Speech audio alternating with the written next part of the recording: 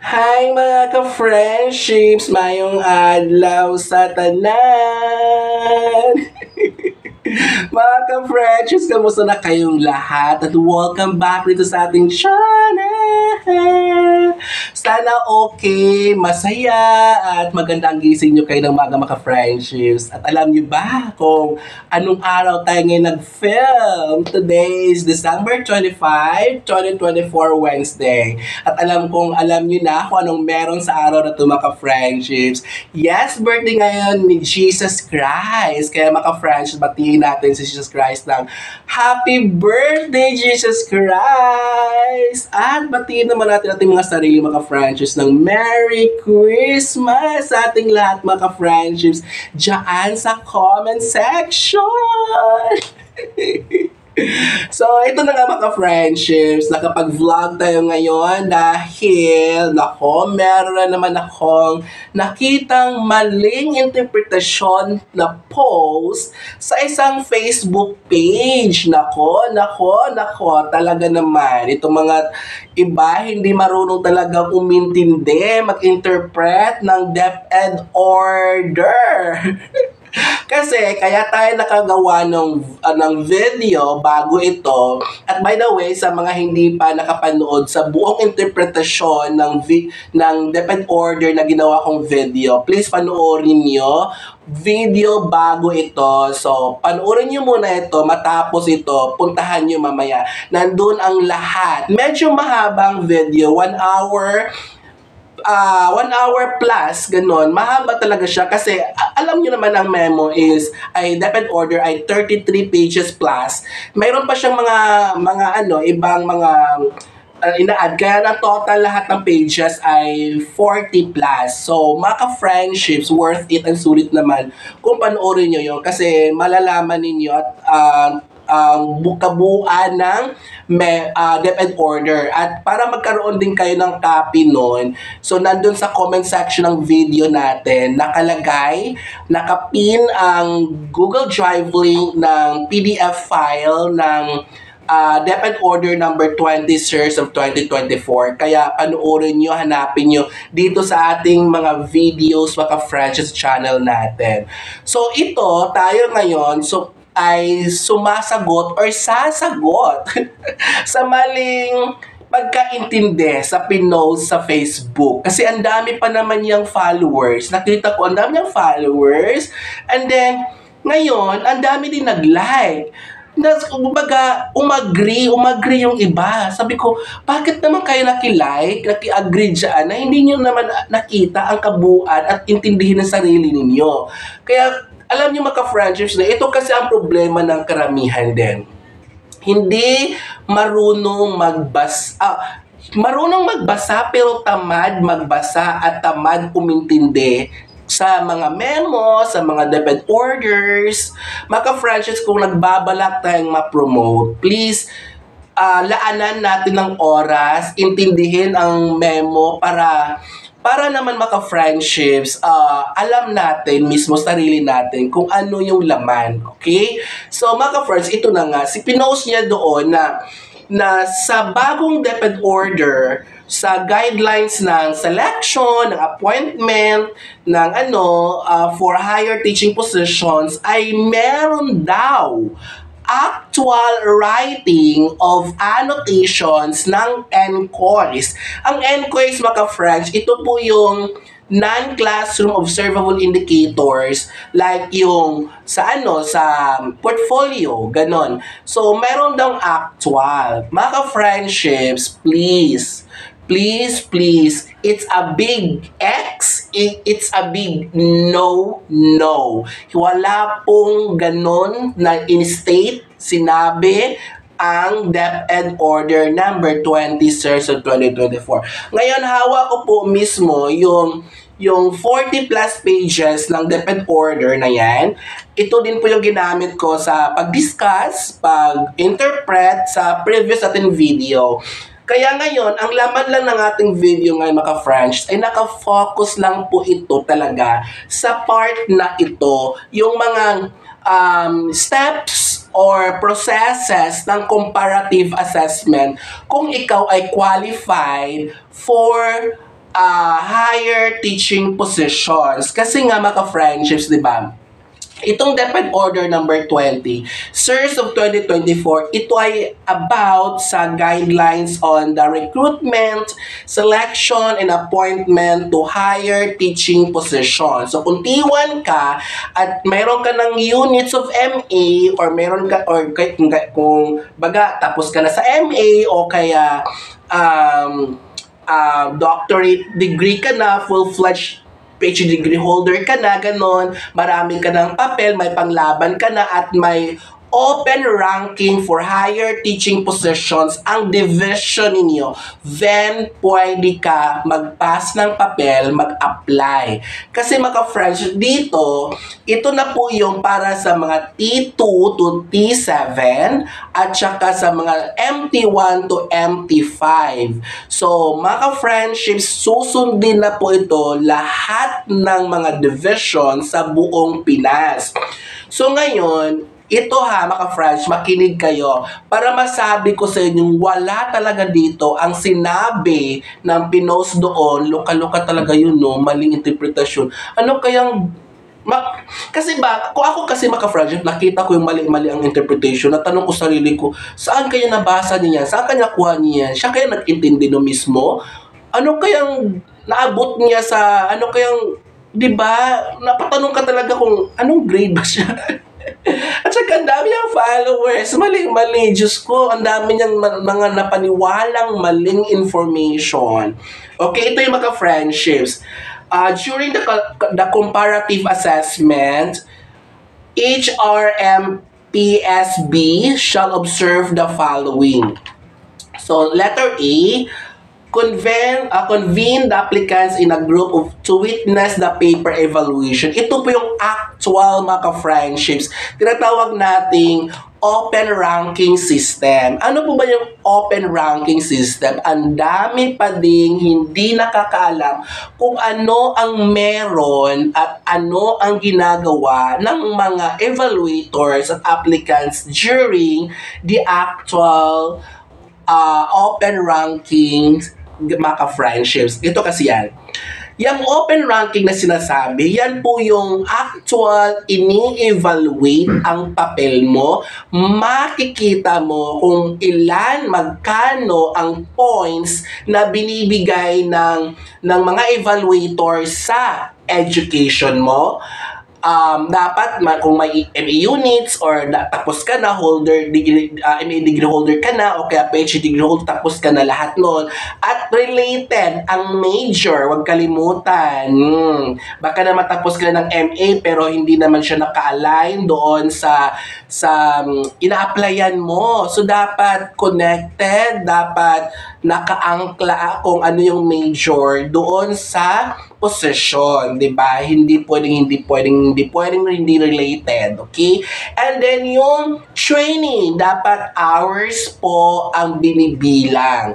Kung gusto mo ng perfect, abutin mo yung rubrics kung ilan ang requirement. So, next ay experience. Years din ang tinitingnan natin siya. So, kung gusto mo ma-perfect si 10, puntahan mo kung magkano ang kailangan para ma-perfect. And then, sa performance rating. Sa performance rating, mga friends, sinabi ko na doon sa previous video natin, ang performance rating ay binibase ito sa last rating mo sa IPCRF RPMS portfolio natin. So, ang requirement ay isang buong school year na VS or O, very satisfactory or outstanding. So, kung ganun ang rating mo, din pasok sa mga kana, pag dinihintay mo, pasa ka na ng papel. So, ngayon mga friendships, itong mga evaluators at applicants ay pinapakita sa itong mga evaluators, pinapakita sa mga applicants paano kino-compute. So, ang computation nila ay doon din po ginamit nila ang computation nasa DepEd order, okay? And then, assess, deliberate, and rate the applicants' competencies on the classroom observable strands or indicators, and rate the applicants' through the conduct of classroom observable indicators. So, COIS. So, ibig sabihin, dito sa letter B, mga friendships, i-evaluate ng mga evaluators ang mga applicants ang kanilang galing sa pagtuturo, sa kung makuha ba nila ang lahat ng mga requirements ng COI sa bawat position, kasi hindi naman lahat mga friendships ng strands or indicators i-observe sa isang applicant, kasi meron siyang indicators lang nire-require. Kung T1 ka, kung T1 ka, nag-apply ka or mapapapromote ka for T2, meron lang siyang indicators like indicator 1, indicator 2, basta meron din dito mga friendships. Kung ano lang yung mga indicators na kailangan mong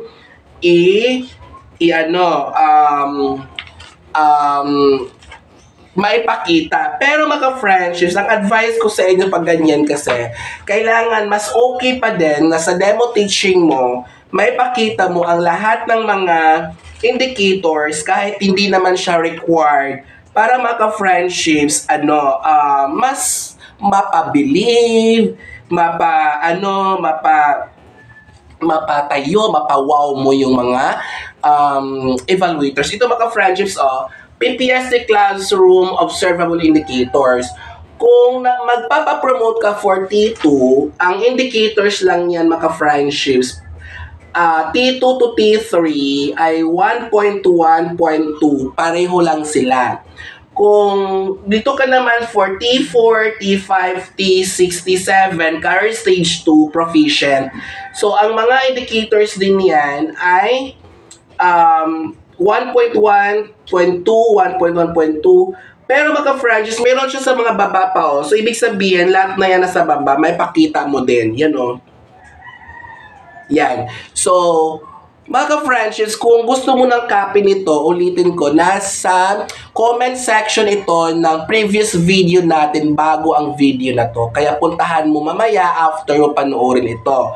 Kasi mga franchise, dapat may sarili tayong copy nito para mas self-review,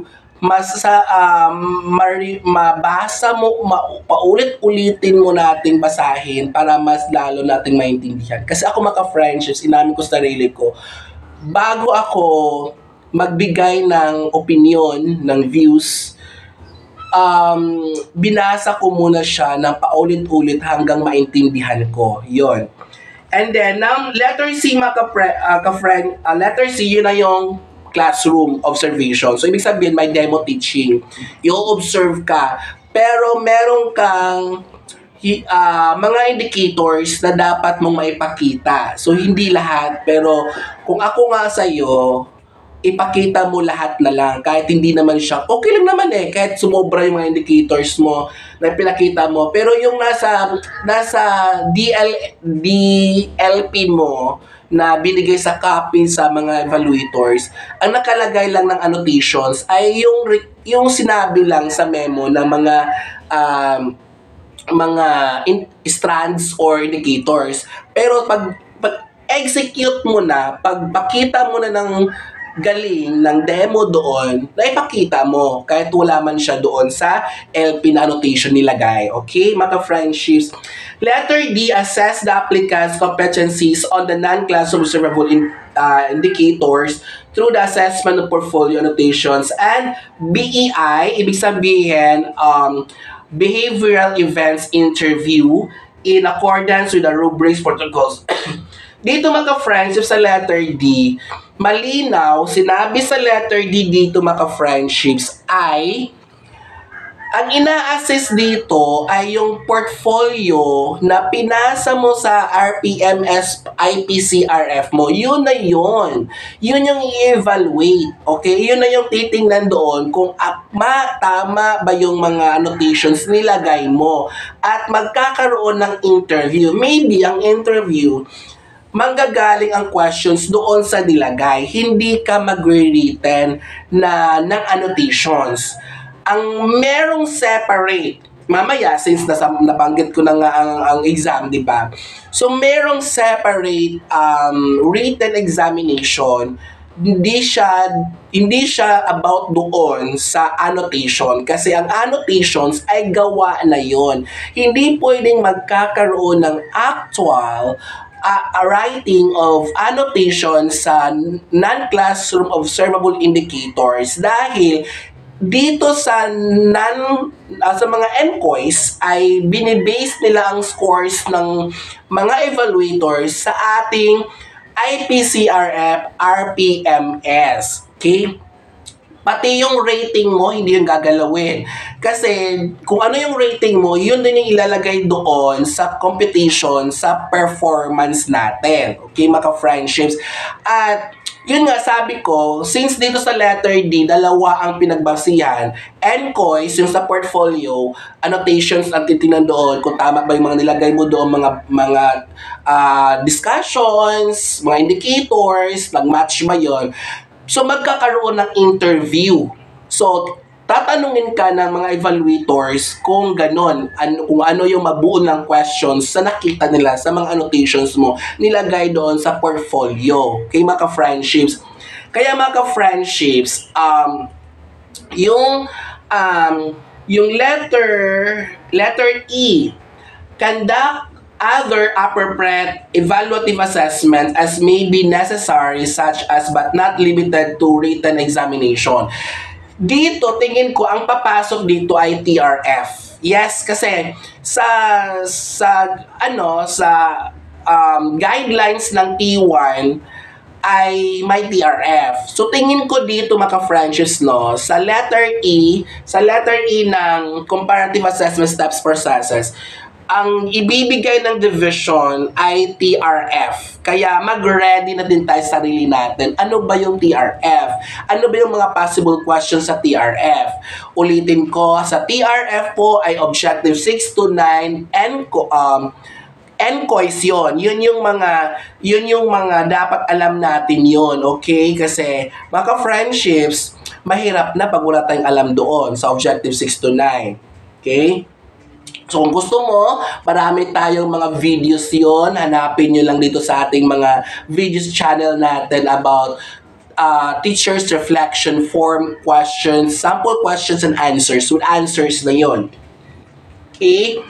And then, adapt the use of online platforms and other remote modalities and alternative strategies in the conduct of paper evaluation, class observation, demonstration, teaching, administration of tests and examination, behavioral events, interviews, meetings, and deliberate, among others as may be necessary. So, lahat na to mga friendships, kung sakali siguro super layo or mahirap mag-meet sa isang lugar, so pwede siyang gawin sa siguro Google Meet, Zoom meeting, ganon. So, pwede siya i-conduct. Pwede mag-Zoom, mag-demonstration ka through Zoom, mag-demonstration teaching ka through Gmeet, or interview through Gmeet, ganon. Mag-exam through Google Form, ganon, mga friendships. So, kailangan gawa ng paraan kung impossible kung makapag-meet sa isang lugar, siguro due to sa weather condition, typhoon. So, kung ganon, hahanapan ng paraan talaga para lang ma-implement ito.